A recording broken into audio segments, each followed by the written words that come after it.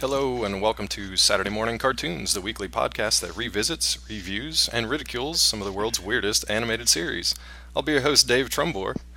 That flapping sound you hear in the background is the terror that flaps in the night, known as Sean Paul Ellis. What's going on over there, bud? David, how are you doing? Oh, you're making some strange noises to start the show. That's good stuff. I'm excited.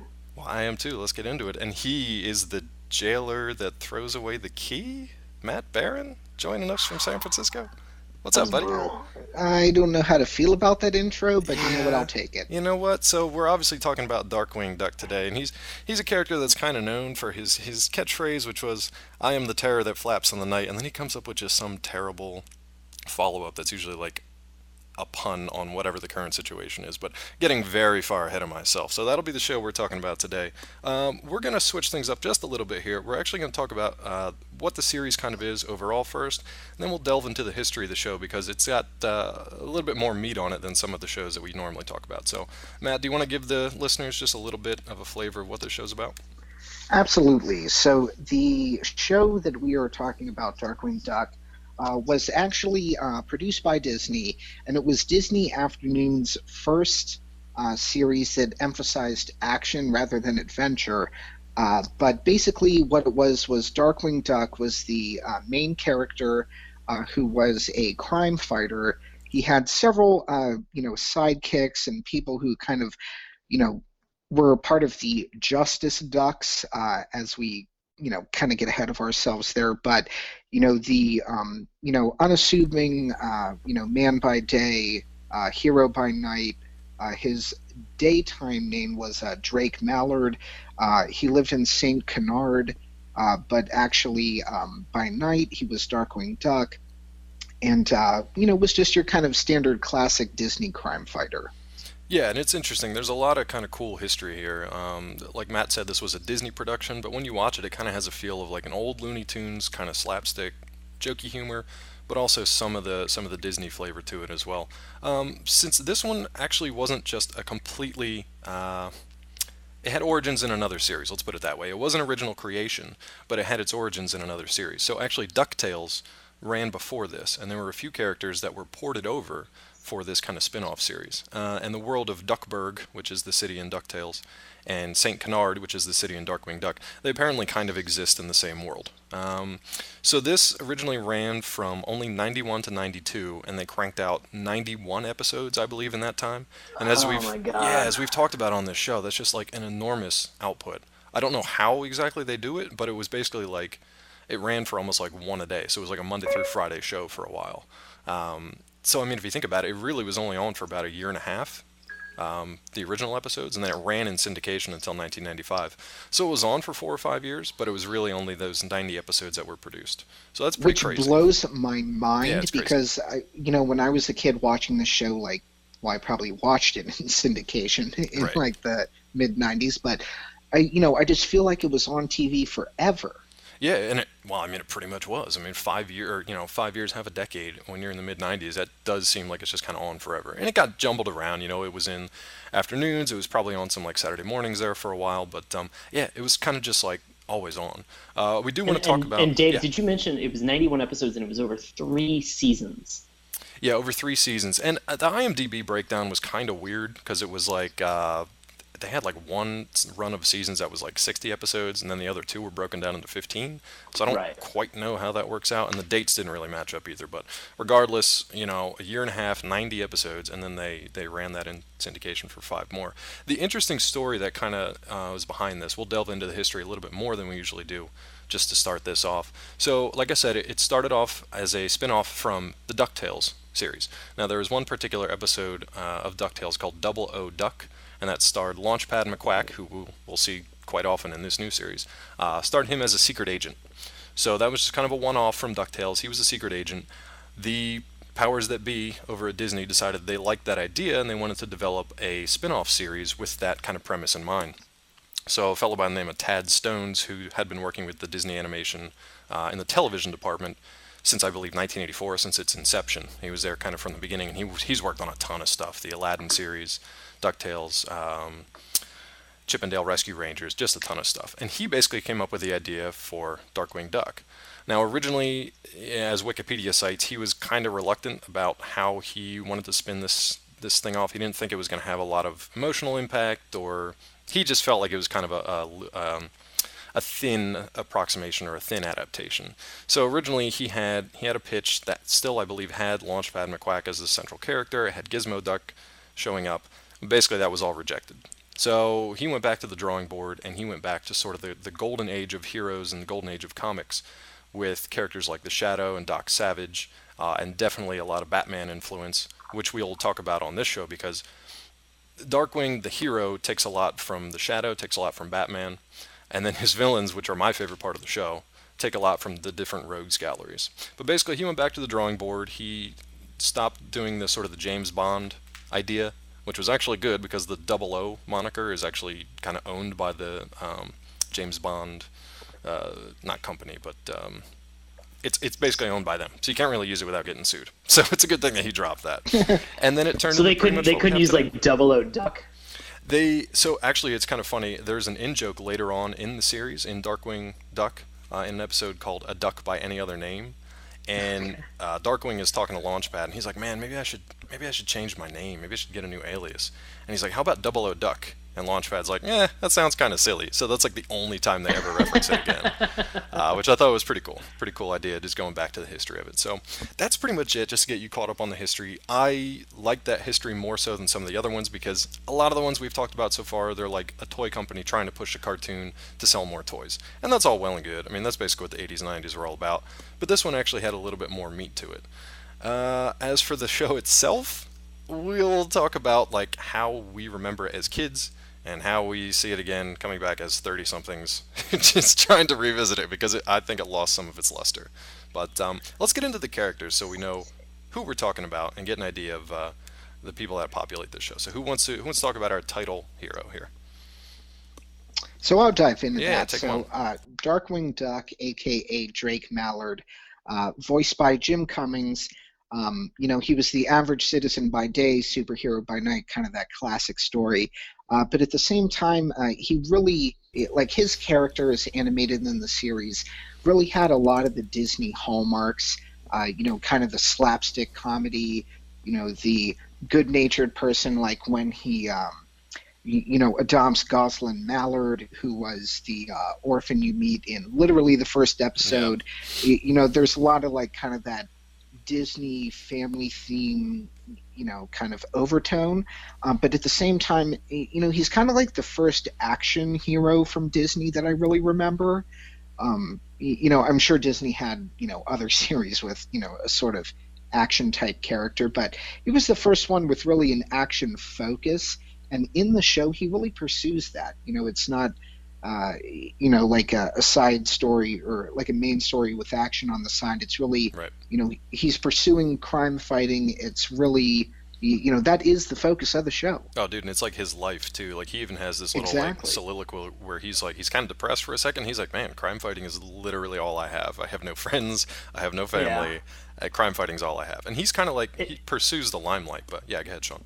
It's very sad. It's actually like a very troubling story of just like how unbelievably vain he is, and egotistical in terms of being able to, to fight crime. Like his motivation is simply to be in the spotlight. It's not to clean up the streets. It's not to make Saint Canard a better place. It is simply to get him on the front page and make himself a household name. And I mean, it's just the level of arrogance that you see like is unparalleled. And I mean, like to have this be in a Disney cartoon. Yeah, it was a little strange, a little jarring. Is very, very weird. We watched Oh, I was gonna say to continue with talking about the characters and to quote Scott Pilgrim. Okay, let's start with Launchpad McQuack. As you had mentioned, done. Thank you. It took me a second. As you had mentioned, he was one of the biggest ports from DuckTales. Right. And it's one of those things where like you really don't see him in the first episode. The first episode we should mention is a two-parter, and so you don't see him in this first episode until Darkwing is like really kind of encountering sort of the main problem, which is fighting the villain Taurus Bulba. Voiced by Tim Curry, which is awesome. Yeah. Correct. And uh, so as he's fighting Taurus Bulba, which I'm going to say Taurus Bulba every time Because I'm they in certainly reference to did. Taurus Bulba, Yeah. because they say it 1,000 He's times. got this annoying kind of like assistant secretary who's like real bitchy, and just every time he orders her to do something, she's just like, "Yes, Taurus Bulba." It's very strange. At least 6 or 7 times in the first episode. But yeah, So maybe I'm wrong in thinking this, but like I don't remember in DuckTales, I don't remember Launchpad being such a doofus. I mean, I can't remember. We'd have to go back and watch it again. Matt, do you remember him being that retarded? Yeah, he kind of was. He kind of was. I mean, and when you look at DuckTales, just kind of taking a one off for a second, there was like with Huey, Dewey, and Louis, there was kind of a lot of comic relief there. But Huey, Dewey, and Louis. Huey, Lewis, and the News, and Dewey. Yeah, my bad. That's Whatever. Cool. I spaced. Whatever. I just didn't say it because I knew I would have fucked it up, so I just left it alone.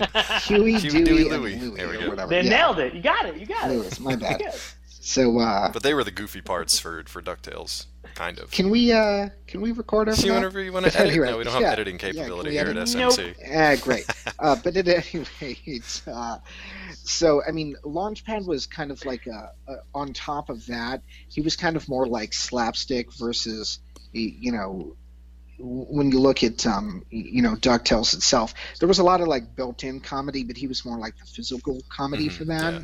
But in this show, he was actually more written in actually as like kind of a stand-in character with like more dialogue comedy. And it was interesting, like in an episode that I watched about half of called Tiff of the Titans. Actually, that was kind of a crossover where Fenton, or the guy that plays Gizmo Duck. what's his name, Duck. Gizmo. Yeah. Yeah. So he actually comes in, and one of the lines that I picked up from like the first half of the episode was, they say it was something like, we used to work for the same guy. Right. Yeah. Right. Yeah. Just so like it a kind nod of like, to DuckTales and Scrooge. Yeah, right. yeah.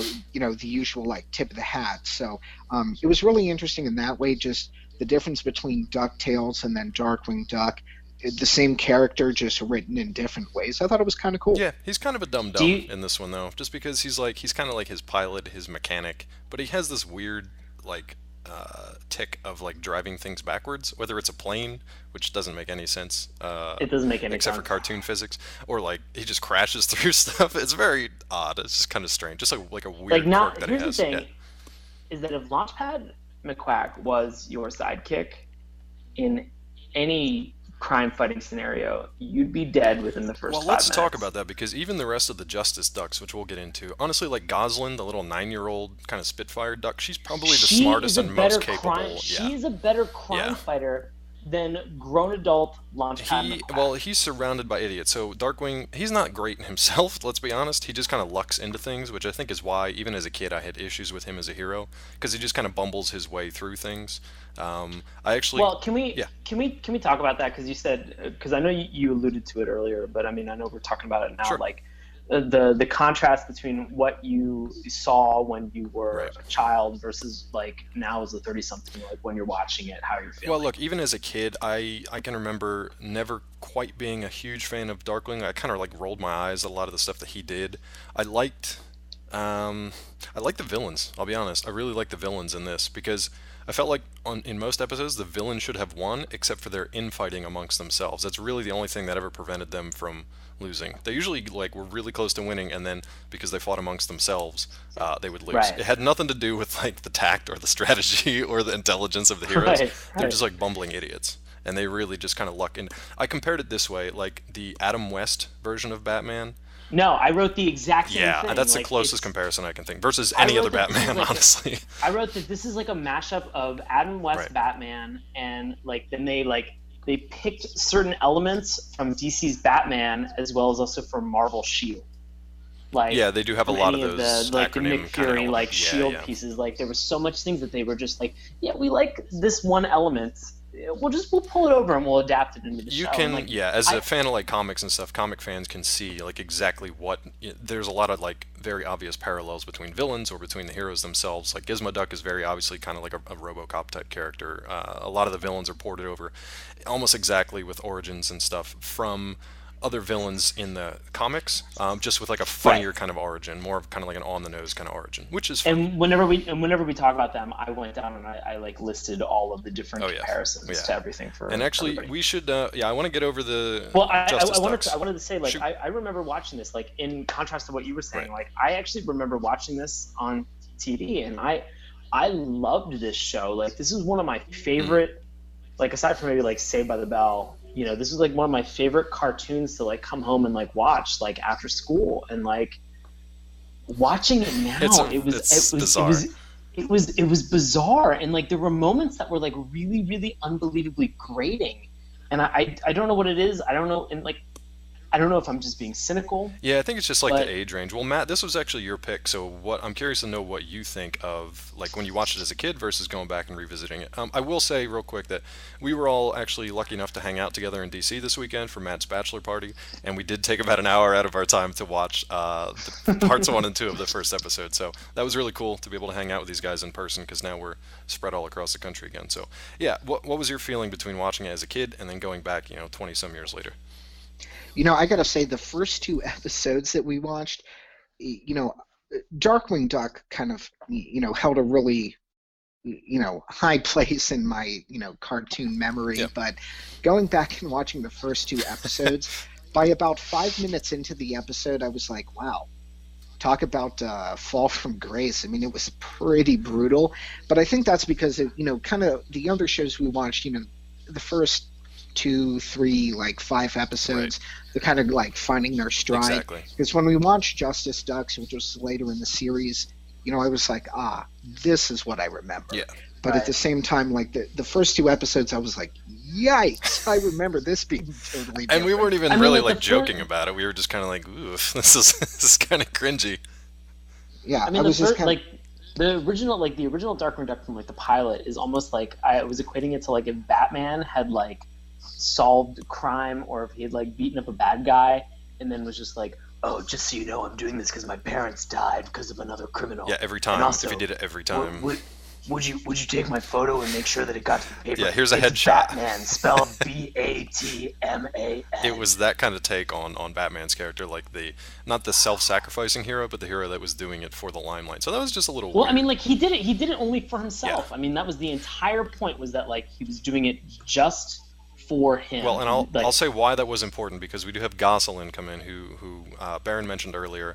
It's this 9-year-old kid. She was orphaned at a young age, raised by her grandfather, who was like a famous scientist. He gets killed by the main villain in the first episode, so she kind of crosses paths with Darkwing Duck. Long story short, his alter ego adopts her, so they kind of become like this crime-fighting duo. And that actually is good for him. That shows kind of like some character development for him, because he starts to care for her like his own daughter, and it gives him a reason to fight crime above and beyond his own kind of selfish interests, which was pretty sophisticated for one of these cartoons. Yeah. And in much later episodes, there's the whole idea of Gosselin being like kidnapped. Yeah, pretty dark, and actually. There's a parallel universe where like Darkwing becomes a supervillain as a result of Gosselin being kidnapped and him not being able to deal and cope with the idea. Like, really, the only fear that Darkwing Drake Mallard has is any harm coming to Gosselin Waddlemeyer. Now, I guess Gosselin Mallard. Gosselin Mallard, yeah. So before we get into the Negaverse and all the craziness that entails, which was actually a pretty cool kind of plot line for a show like this, I want to just kind of lightning round some of these Justice Ducks. Now, these are the allies of Darkwing Duck, because as things develop, he gets more and more villains. He stops doing some solo adventures, and he actually kind of has to team up with some people. So let's lightning round through these guys. I've got the other 4. Besides Launchpad and Gosselin. Do you guys remember? Well, obviously Gizmo Duck. We should probably start with her. So there was Gizmo Duck. There was Morgana, who was also Darkwing's love interest. Oh, she calls him Dark. It's so weird. It's like, so bizarre. Because Launchpad calls him DW, she just calls him Dark, which is weird, but whatever. Right. But Gizmo Duck, everybody kind of knows too. He's like kind of the RoboCop. He's a little goofy too, but. So Morgana was more kind of like a like Mistress of the Dark. Yeah, she started off more on the villainous side of a magic user. Real Bride of Frankenstein. Very Bride of Frankenstein, yeah. Very Bride of She got the Frankenstein. hair. She got the like I was flowing I was robe. thinking like Elvira, like she kind of had like a Mistress of the Dark, like Yeah, Elvira kind of vibe to her as well. a But little I bit. think Matt, you're more accurate with Bride of Or the Frankenstein. who's the one from Adam's Family, Morticia? Morticia, yeah, a little Yeah, Kind of had Morticia. like, Morticia. yeah, she kind of had. I mean, the dress was the same kind of that like flare out at the bottom thing. Well, That's what I was. and the design is interesting because they had to separate her from Magica Dispel, which was the sort of Right. sorceress duck from DuckTales. They had this weird thing to just be like, yeah, fuck it, let's just shoehorn magic in here for no reason. But whatever, it kind of worked. Oh, It and was her fun. magic power is that she can turn everything into pudding. Perfect. Yeah, well, Wonderful. she's actually pretty powerful. Like she can just turn things into anything else. Like she turned a stove into like a guy playing an accordion one time for no yeah, reason. it's super powerful. Funny, but It's she's super just powerful. like she's really bad at aiming and she's bad at remembering like what words to use for what spell. So she turns Darkwing Duck into like a variety of different things. Hey, just Dave. She's a shitty wizard. She's a all right? shitty She's wizard. A shitty fucking She's a wizard. shizzard. Yeah, it's pretty She's bad. a- she's terrible. But speaking of terrible sidekicks, the two that are kind of like throwaways for me, which look like somebody just doodled these things out and was just like, fuck it, it's good enough, we got to go into production. There's Neptunia, which is this man. little like tadpole looking thing with legs, Ugh. and she's supposed to be like the protector of the sea. So she's kind of Was she, like the shittier was she- Aquaman. Was she a tadpole or was she like a full? I don't know Like what- she was like a She- she was like a fish with legs. But It was kind of weird. is like it was a weird looking just little blob of a creature. All right. I Well, then think, I she's think the word you're completely- looking there, Sean, is missing link.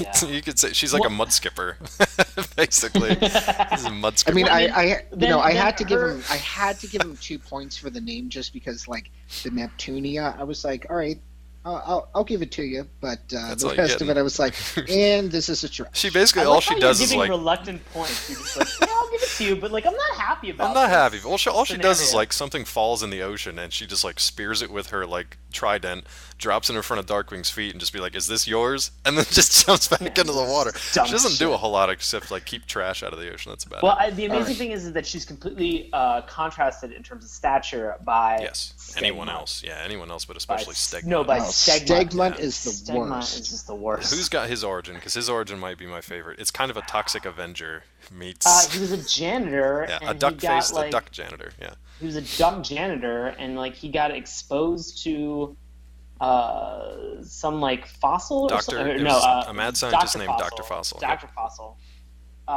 Did he experiment on him? He had some sort of ray gun, I think, that like turned Yeah, other course. things into dinosaurs. So like Darkwing was actually a dinosaur for part of that episode. They turned him back, but for whatever reason, which I can't remember, Stegmut decided to just stay this like 8 foot tall bipedal Stegosaurus mongoloid. He's not real bright. He just kind of Yeah, Mongoloid is pretty descriptive. he's just kind of like he's got a child's mind, and he's kind of the team's muscle. Let's just say he's very simple. He's very simple. Like, you know, you can take the Unbelievably Fantastic simple. Four's The Thing, and dumb him down. And then a dumb few him down notches. to like an IQ of like 0. He's more like the Thing version from the Venture Brothers. He's kind of like that level of.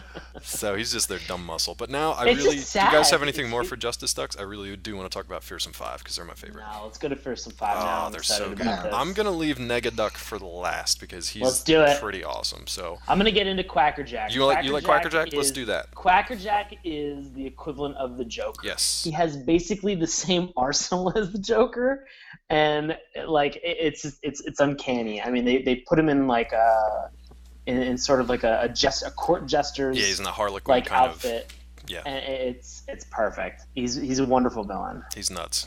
You know, I kind of got more Riddler than Joker. It's a weird combination of the two, yeah. Okay, Or I like can even see- I Toy can see Man a a little combo. bit, because he's like a deranged Ooh. toy maker that uses them to like commit crimes, and the Joker thing comes from him just causing chaos. Like sometimes he doesn't really have a plan; he just does things just to see what happens. So that's a very Some Joker. people just want to see the world burn. Yeah, exactly. So that's a very Joker ha kind of thing to do. ha ha. Matt, did you have Sexy. a favorite villain of these guys? You know, actually, I really liked the Liquidator. Okay, Oh. I fucking hate that guy so much. What? Okay. I hate him so much. Okay. Do you know his actually on the site this week? I did a little bit more prep for our viewers and listeners. If you guys go to the site, there is a walkthrough of all the different characters. So if you need like a visual to look at as we're talking about this, I'd recommend checking out the site and checking that out. But go ahead, Matt. Tell us about Liquidator and his terrible origin story. Oh, Okay, come on. It's so I bad. I had to look it up after watching Justice Ducks Yeah. because I was like, I've just got to know. So recapping it, he say, okay, and the puns are starting right from the beginning. Oh, they're so good. Yeah. So the Liquidator is a dog, Yep. but Yeah. he is a slimy dog salesman who was in the bottled water business. So I had to read that a couple of times because I'm like, is he selling slimy dogs? Is he a slimy salesman of dogs? Is he a dog who's a slimy salesman? but what was his name before he became the Liquidator? Bud Flood. Yeah. God damn it. But he fell into a vat of the competitor's water, which I was like, that would have been a great, like, kind of Two-Face sort of thing. It's very much But one of those origins just made completely goofy. Yeah. Exactly. But I was like, the thing that I loved about watching the Liquidator in Justice Ducks was the fact that not only did he have the Liquidator kind of like the sales attitude, but he would, like, and just like everything was like a sales pitch or like kind of like a sales tagline. He's got that smarmy kind of like used car salesman. He was like a snake oil salesman for everything. Exactly. So irritating. But at the same time, like, you know, I could just see, you know, before I watched the episode before I looked up his story, and I was like, you know, God, this guy, like the Liquidator thing, like, he's got to be some kind of salesman. And then when I looked it up, I was like, oh, it's all coming together in all the wrong way. That's such a brilliant, like, I would have loved to be in the writer's room for that one when they broke that character. Just been like, just crushing the puns left and right.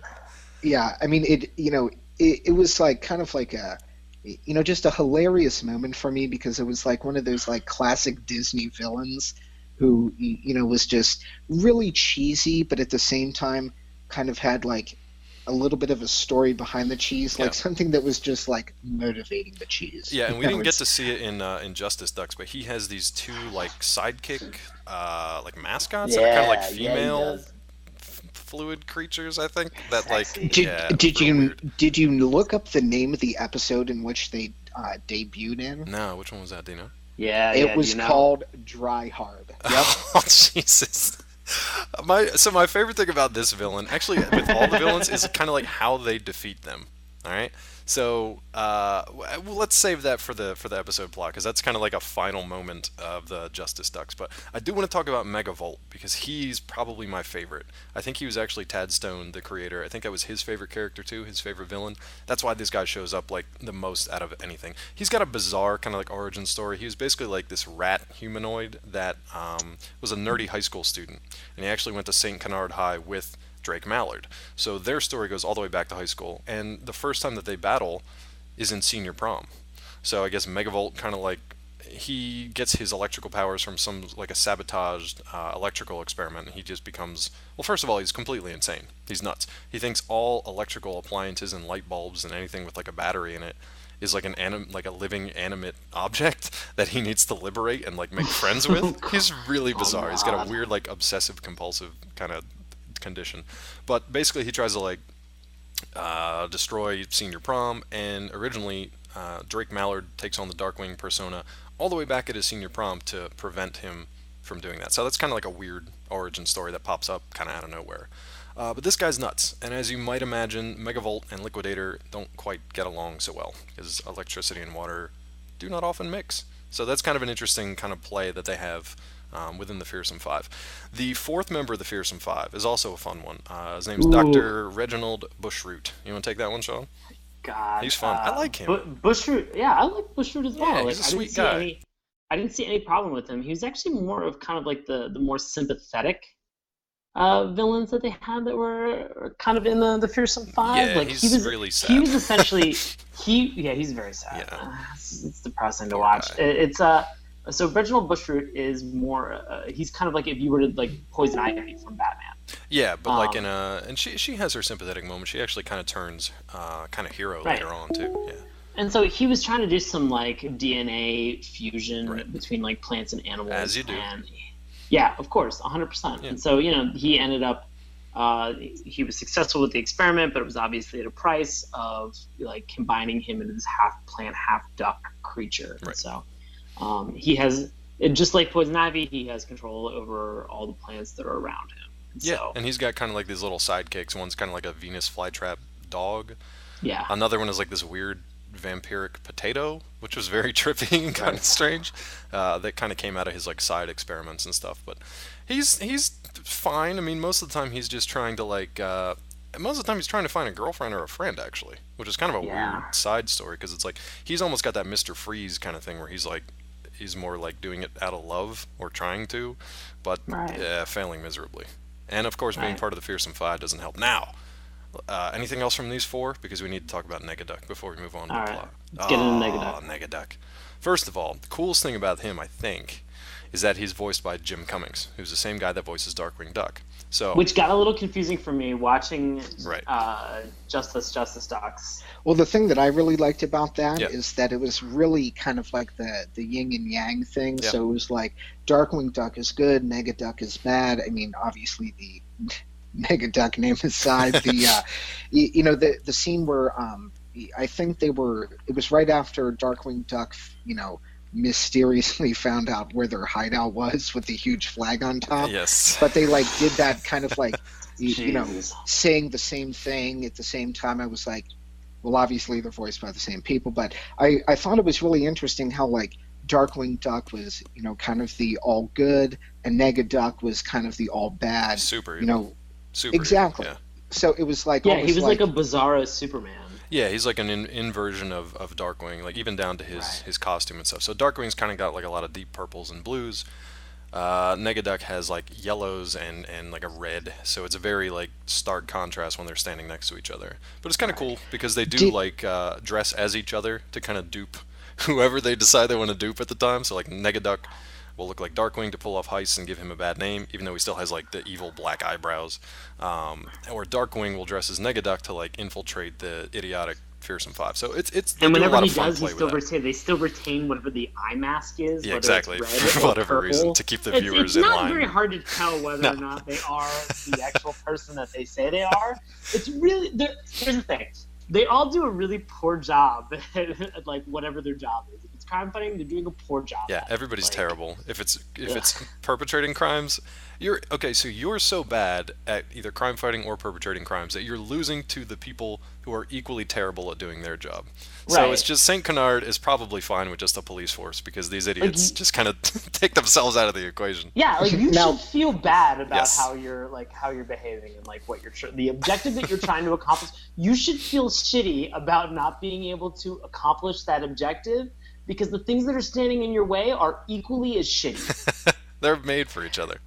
Now, should Saint Canard be okay with its police force? Because in Justice Ducks, when they put the force field around the city with no top on it, I really feel like the whole plot could be negated by a helicopter. Yeah, okay. Are we going to recap on episode 1 and 2, or do we want to jump right into? We can just go to briefly. I mean, we've kind of already talked about like the pilots to set it up.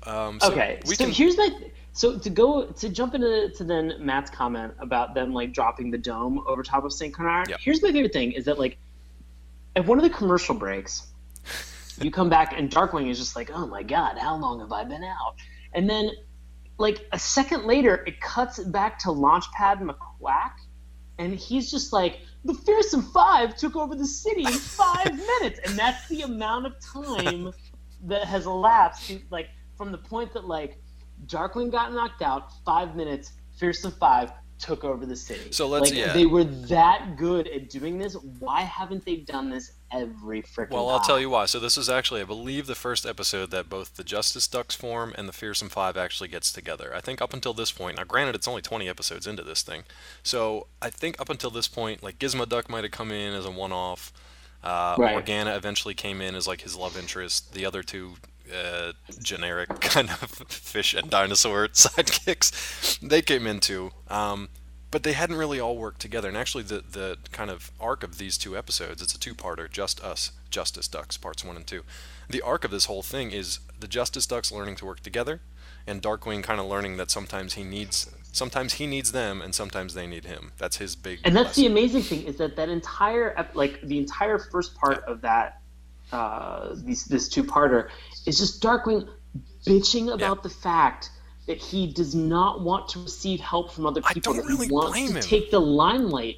I for I don't himself. blame him though, because like just for an example, he's driving around and in his little motorcycle, and Stegmutt is for whatever reason driving a hot dog cart, and he crashes right into him, and just pretty Hey, much we said he was simple. We said he was pretty much simple. ruins He's Yeah, his super day. simple. stigma got to make ends Got to meet. make ends meet, Yeah. man.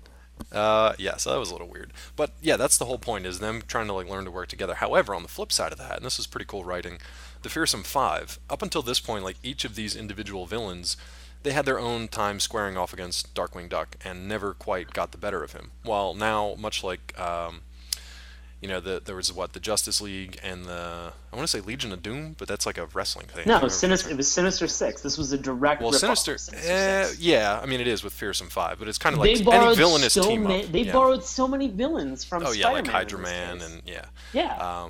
Yeah, so basically these guys team up as well, and they get the upper hand for the majority of the two-parter, like literally right up until the very end.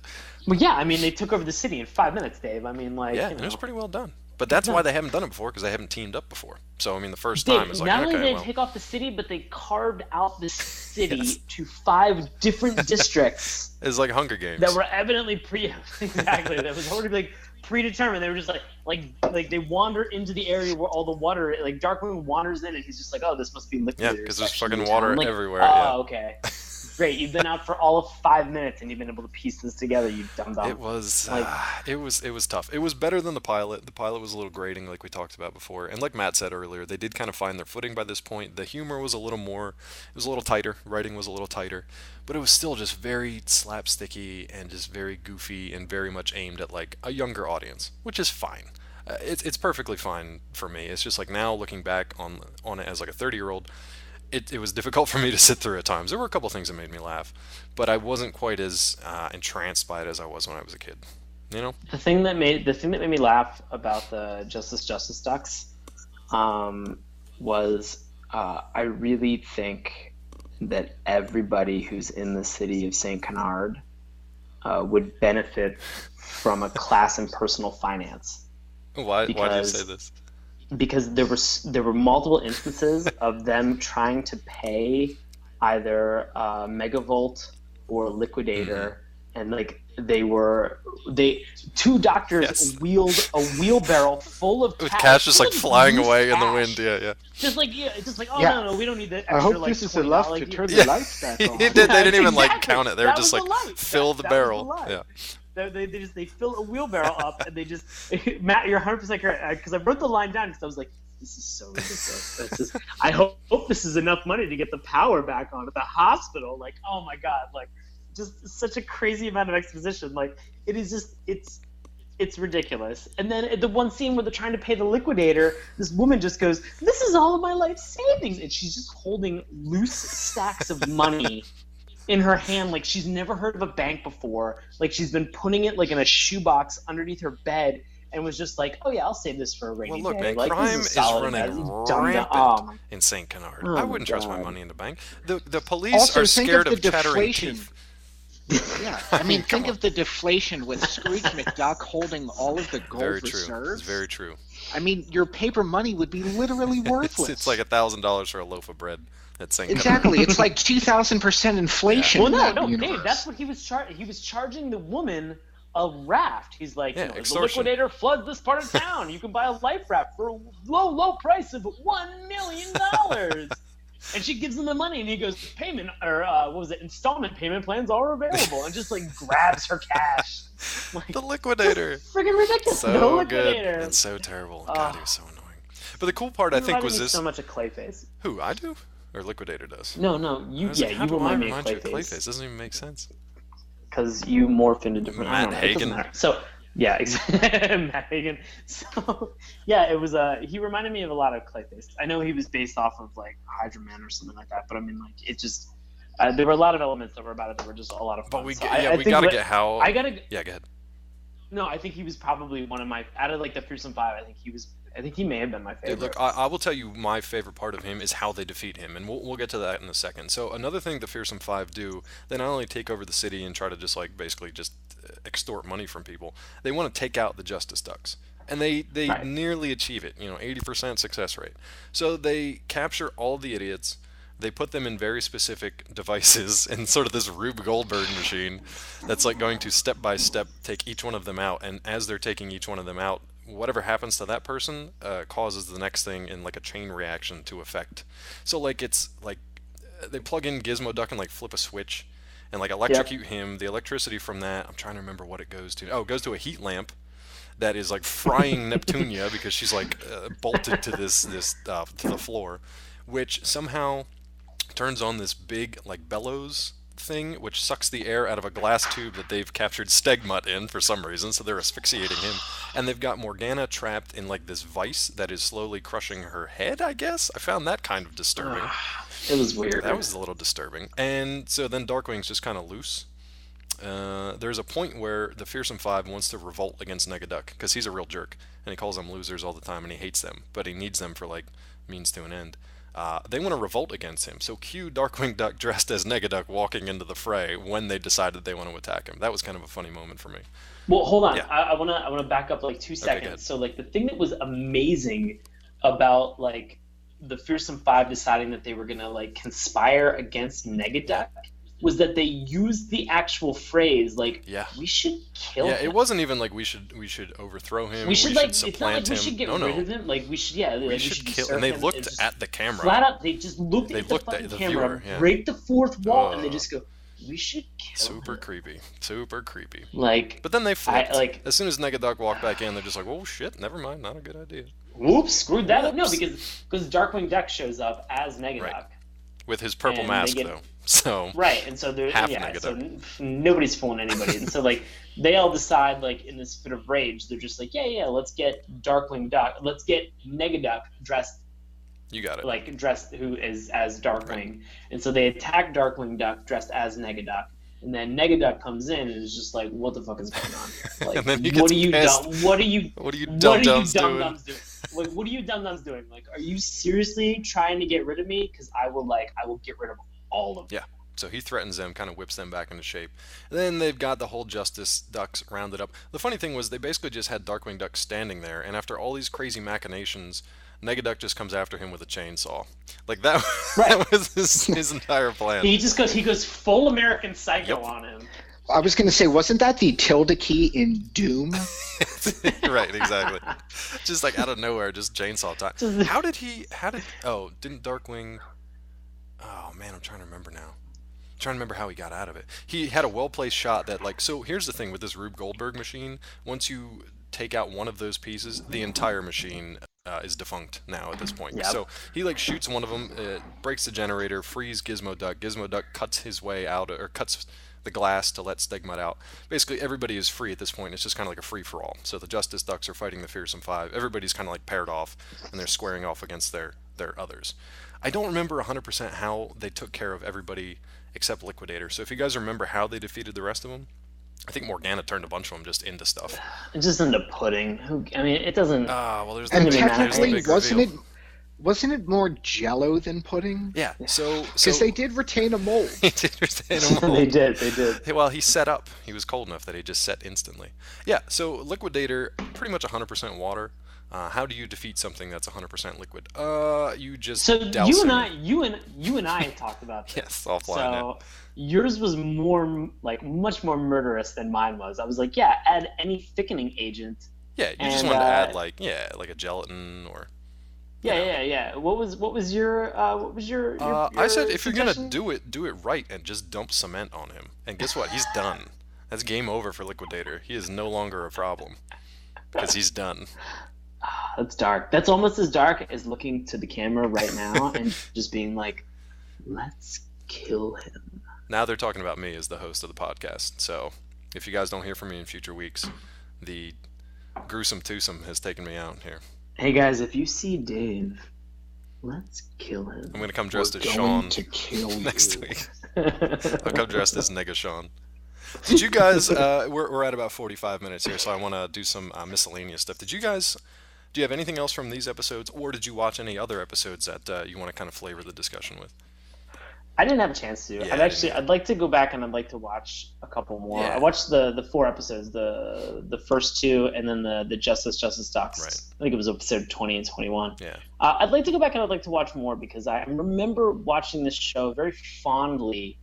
Um, but when Dave, when you and I talked about this a little bit offline Hmm. earlier today, uh, I've been kind of encountering this thing lately where I remember shows fondly, and then I watch them now, and I don't know if I get frustrated. I don't know if I'm too cynical or if I'm having just a problem digesting some of the things that should be more slapstick and enjoyable, Right. and maybe I'm enjoying them now, but like I take note of the things that I find to be peculiar Yeah, in each one of the shows. I think it's Yeah, kind of and the double edged. Go ahead, Matt. I was going to say, I think, Darkwing Duck kind of, is the first show that I watched a ton of compared to the other shows Right. we've reviewed recently. And the thing that I've really kind of noticed is that it's that, looking back on it, considering all the other shows that we've watched between, everything else that we've reviewed up until now, Darkwing Duck was really, it was really great for the time. Right. But when you fast forward, it's like, okay, yeah, that was real campy, but at the Yeah. same time, like, rewind back to like 1993, Yeah. talk about loving that show. I mean, in Yeah. 1993, I was 10, so I was like, just really hitting the stride of the show. So, I mean, I think that's why I loved it so much. But looking back on it, I'm like, when you watch a show like that when you're 31, you're just like, good Lord, what was I thinking? Yeah. It's like watching And, your kid's show today or something. It's like, exactly. oh, And I God. really felt that way with episodes 1 and 2. I was like, dear God, I remember this totally differently. But with Justice Ducks, it was, and that's when I was like, okay, this is what I remember. Yeah. Like, yeah, I remember it totally differently when I was 10, but, watch episodes 1 and 2 and then watch Justice Ducks 1 and 2, and they're, it's almost like a totally different show. Yeah, they Yeah. did definitely come into their own, and this is kind of the pros and cons of doing this show, which I think is awesome. The pros and the cons, because for us, we get to go back and revisit some things that like we remember fondly from our childhood, or that other people who have that opinion, they share with us and they ask us, definitely check this show out. At the same time, it kind of ruins those childhood memories where if you don't go back and watch it 20 years later, you're like, man, that was a Right. great show, and it'll always be a great show. And now that we go back and watch them, sometimes that luster kind of starts to shake off a little bit, and they don't quite stand the test of time. So that's kind of the pros and cons of doing this, but it's good And because we I kind of know that encourage listeners to do that too. Definitely go back and check them out. I don't want to ruin them for you, but go back and check them out and kind of approach it with like an objective kind of viewpoint. Yeah, Sean. I know that I had mentioned this to you earlier today, Mhm. Dave, but like I'm now calling this I'm now calling this the Voltron The problem. Voltron effect.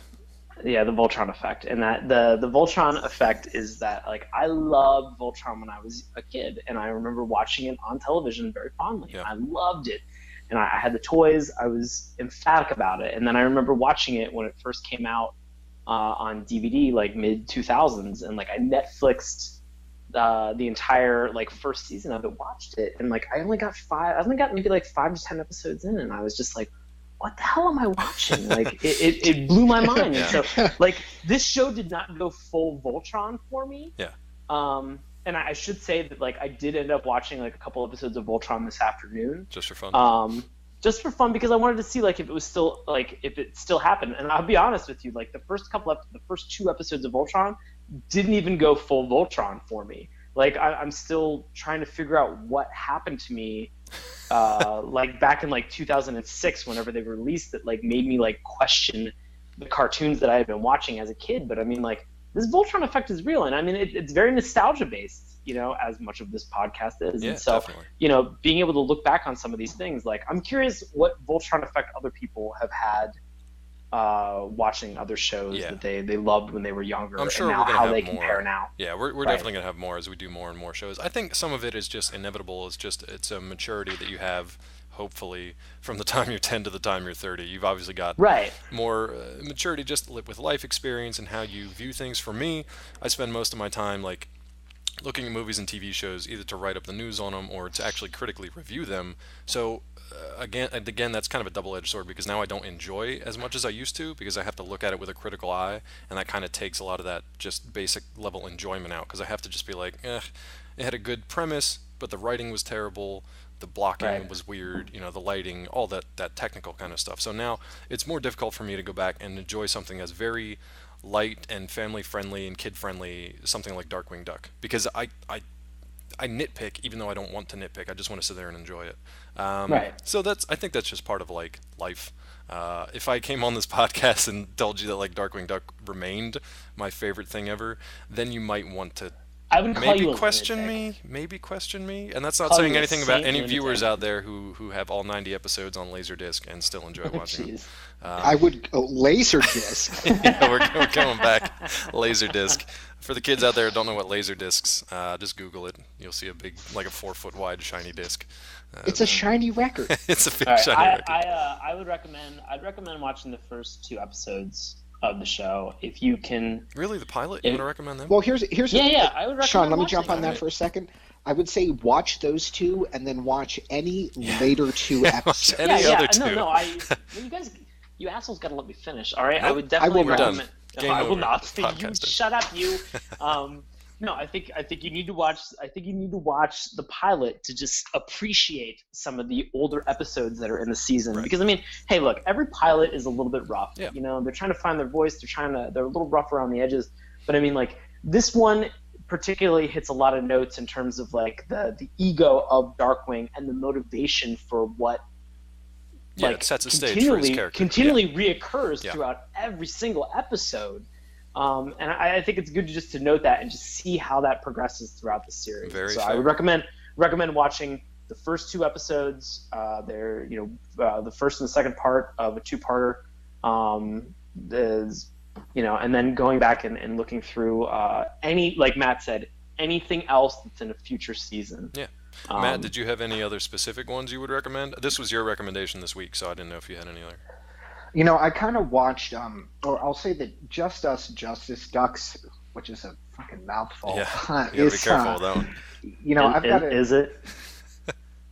Ha ha ha. But I'll say that those are the only 2 episodes I watched in their entirety of the later episodes. Right.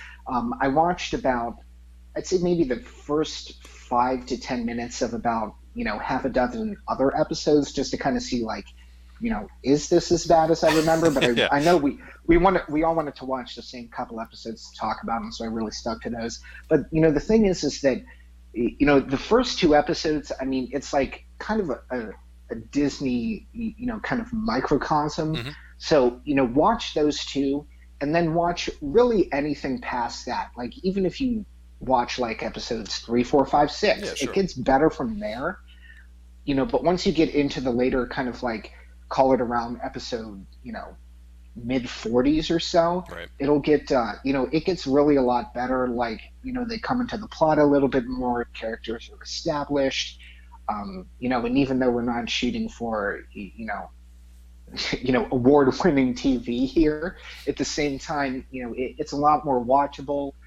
And I really got back to the enjoyment of the show that I had when I watched it in the mid 90s, Right. versus being a lot more critical of it. I mean, yeah, I watched Justice Ducks 1 and 2 for the critique, but at the same time I just watched another a little bit of different episodes, and I was like, this is what I'm getting back to. So definitely watch it.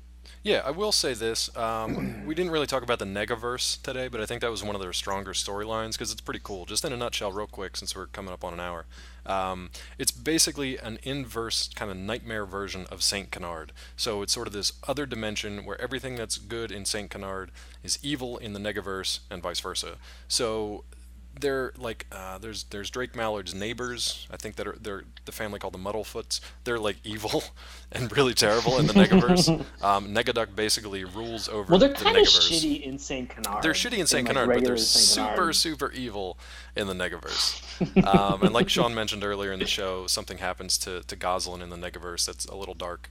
And that changes a lot of things with Darkwing. He actually becomes sort of villainous for a while there. So it's interesting. It's an interesting inversion. Murder. Let's kill him. So if you want to look for other episodes, which I recommend, just like these two guys, watch the first ones. Seek out any episodes with the Negaverse, because they do some interesting stuff in there. It's kind of like a fringe level kind of world jumping kind of thing that they have fun with. The convention of everything's kind of, it's like opposite day, so they have a lot of fun with that. But that's pretty much our discussion on Darkwing Duck today. I know a lot of you guys out there were looking forward to this one. Remember it fondly as we do. I hope we didn't crush your childhood memories, but if we did, too bad, too late. So you guys have anything coming up in the next couple of weeks? Oh man, You got some shows? Yeah, I've got some shows. You can check it out at WashingtonImprovTheater.com. The first show that I have in a series of 6 that are going to be going on during July and the early part of August is going to be on Saturday, July 12th at 10 p.m. We are doing improvised TED Talks, or a portion of an improvised TED Talk. Right. Yeah. So not 45 minutes on stage? Okay. It is not 45 minutes on stage, so it will be. So you can check it out, and you can buy tickets on WashingtonImprovTheater.com. I perform with a group that's called Nox, N-O-X, exclamation point. Ooh, that's important. Okay, cool. Anything from you coming up, Matt? You got kind of a busy couple of days. Yeah, I will be filling my days with a zip code relocation and the planning of a wedding, and then I'm going to be reviewing some various sandwiches that I'll be eating over the next few days. Nice. Exactly. Nice. So it can neither be disassembled nor whatever. But that's kind of my life for the next 2 months. So yeah. Excellent. Kill me. No, don't do that. Then we got to replace you, and I don't want to do that. The only thing for me, I got nothing personal coming up, but our site, Collider.com, will be heading to Comic-Con in San Diego this year. Hopefully a lot of you guys who are listening either have gone or would like to go or would like to just know more about it. So when Comic-Con happens at the end of July, God, it's July already, make sure to head over to Collider.com and check out all the coverage. We'll have a ton of stuff from Hall H, everything in between, Ballroom 20, all that good stuff. So definitely now, check us Dave, out there. can I expense my trip to Comic-Con to this show? Absolutely. You can expense it. Fantastic. I will send it over to our non-existent accountant. We'll pay with all the podcast monies. I just imagine you and Sean wheeling a wheelbarrow of money. Yeah, I hope this is enough. San Diego it's just full of Bitcoin. Is this enough? Is this enough to turn the nights back on? It's Bitcoin that Dave purchased from the Silk Road. True Bitcoin story. dispensary. Yeah, Not a fair true enough. story. Nobody gives a shit about this. I borrowed it from the Winklevoss. So if you want to find more of us idiots, you can find us over at SaturdayMourningCartoons.com. That's morning with a U. You can also find us at our Tumblr page, SaturdayMourningCartoons.tumblr.com. You want to check us out on Twitter, it's at MorningTunes, again with a U. That's morning with a U, by the way, not tunes with a U, in case I've confused everyone. I hope nobody knows how to spell. It's probably like MOORING.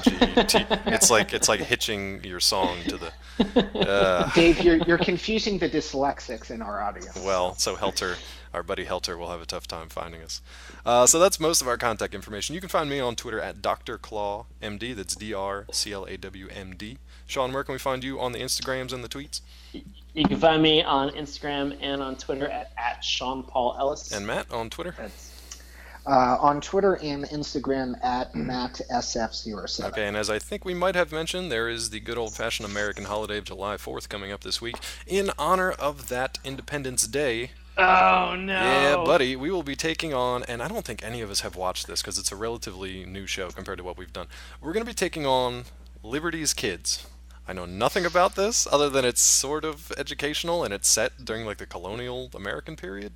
So God, I fun. hope it follows the children of like John Adams, Thomas Jefferson. I'm pretty sure it does. God.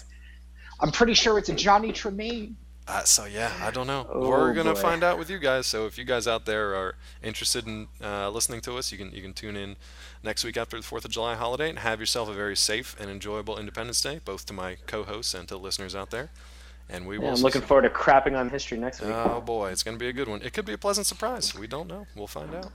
Until The next NSA heard that, Sean. Yeah, fair enough. We might not be here next week, so have a safe and happy 4th and enjoy your weekend, and we will talk to you next time on Saturday Morning Cartoons.